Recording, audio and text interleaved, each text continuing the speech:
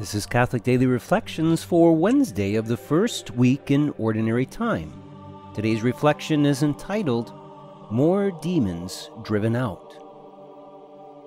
When it was evening, after sunset, they brought to him all who were ill or possessed by demons. The whole town was gathered at the door. He cured many who were sick with various diseases, and he drove out many demons, not permitting them to speak, because they knew him. Today we read that Jesus once again drove out many demons. The passage then adds, not permitting them to speak because they knew him. Why would Jesus not permit these demons to speak?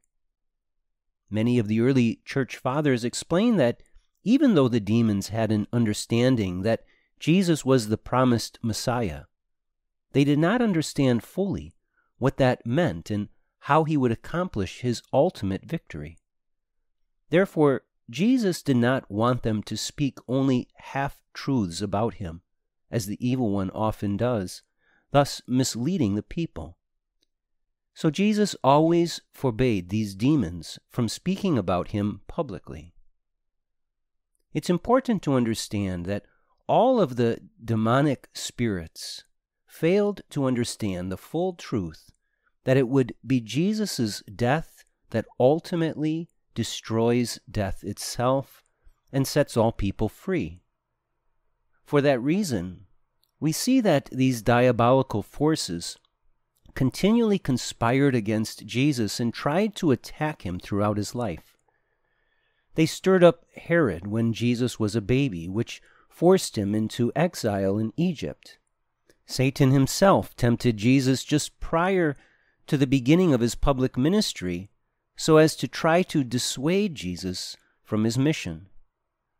There were many diabolical forces who continually attacked Jesus throughout his public ministry, especially through the ongoing hostility of the religious leaders at the time. And it can be presumed that these demons may have initially thought they won the battle when they accomplished their goal of having Jesus crucified. The truth, however, is that Jesus' wisdom continually confounded these demons and ultimately transformed their evil act of having him crucified into an ultimate victory over sin and death itself by rising from the dead. Satan and his demons are real, but compared to the truth and wisdom of God, these diabolical forces reveal their complete foolishness and weakness. Just like Jesus, we need to rebuke these tempters in our lives and command that they be silent. Too often, we allow their half-truths to mislead us and confuse us. Reflect today upon the importance of confidently rebuking the evil one and the many lies he tempts us to believe. Rebuke him with the truth and authority of Christ, and pay no attention to what he says. Let us pray. My precious and all-powerful Lord, I turn to you and you alone as the source of all truth and the fullness of truth. May I listen to your voice alone and reject the many deceptions of the evil one and his demons.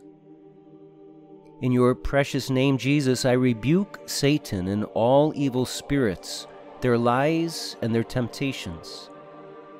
I send these spirits to the foot of your cross, dear Lord, and open my mind and heart only to you. Jesus, I trust in you.